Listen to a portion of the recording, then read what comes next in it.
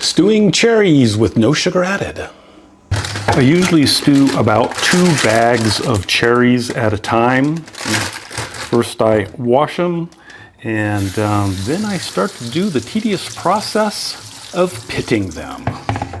I use this cherry pitting tool. I guess you can also use it for olives. Comes with a little shield, but usually it just falls off, and so I don't use it. But it really actually does work, especially if the cherries are very ripe. It just pushes the pit right through. Okay, so it is not glamorous work pitting all these cherries, and that one's kind of tough.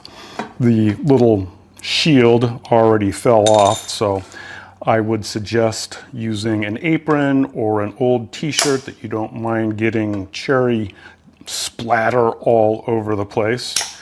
And then you just put on your favorite music or whatever you like to listen to and just go through and pit the cherries. And then I just go from, after I pit them, put them right in the big quart pan that I'm going to stew them in.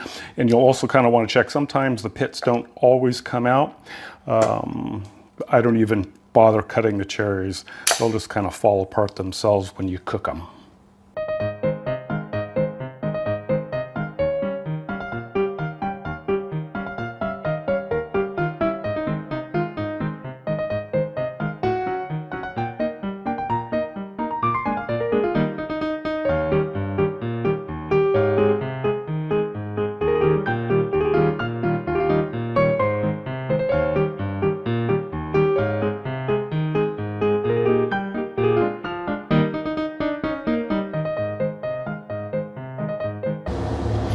And you can see the cherry splatter. Looks like some sort of crime scene investigation. So this cherry juice goes all over the place.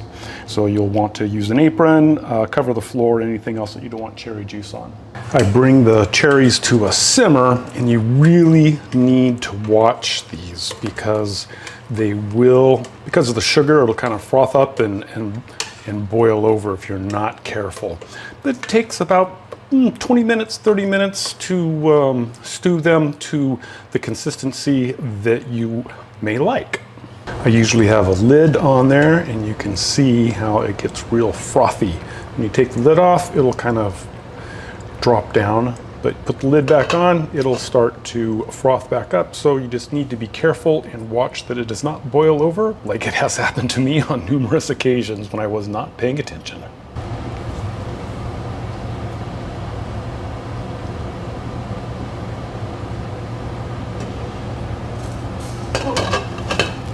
So when are the cherries done? Oh, kind of mushy, about after 20 minutes.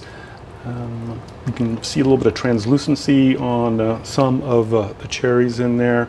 So I figured they have been cooked through and through. So I just turn off the heat and just let them cool. And when the cherries have cooled, I just pour it into a stainless steel container. And then we'll stick it in the refrigerator because it doesn't last very long because we use it on all kinds of stuff. Ice cream, you can see there's lots of juice in there, so you can just use the juice. There's no sugar added. I like to put it on strawberries or other fruit and just makes for a nice tasty lunch or breakfast. So there you go, stewing cherries, no sugar added.